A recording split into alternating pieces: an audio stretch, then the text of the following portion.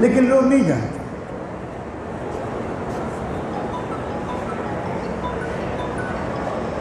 ان cigarette کی industries کو سستے لیبر کی ضرورت ہوئی کہ مزدوری کم دینی پڑے، پروفٹ زیادہ ہو۔ جاپان کو ری بلڈ کرنے کے لیے نیوکلیئر اٹیک کے بعد سستے لیبر کی ضرورت پڑی۔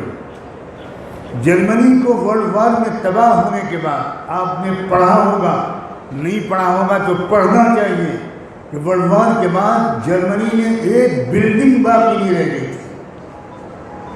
اس جرمنی کو ری بلڈ کرنے کے لیے سستا لیبر چاہیے۔ تو پھر یہ بات سامنے آئی کہ عورت آدھی تنخواہ یا اس سے بھی کم پر کام کرے۔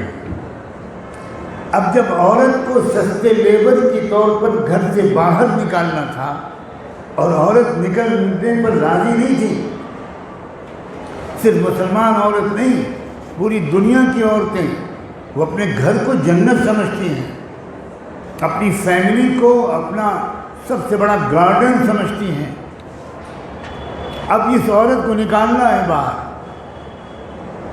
تو اس وقت ہزاروں ڈالر منتھلی کی سیلری پر فلورائڈ جیسے فلاسفرز کو کھڑا کیا گیا، سیکسول انارکی پھیلائی گئی، اور عورت اور مرد کی برابری اور عورت کے رائٹس پر فلمیں بنائی گئیں، ڈرامے کیے گئے، نکڑ ناٹک کیے گئے، اور عورت بھولی بھالی سمجھی کہ یہ ہمارے خیر خواہ ہیں، یہ ہم کو آزادی دلانا چاہ رہے ہیں۔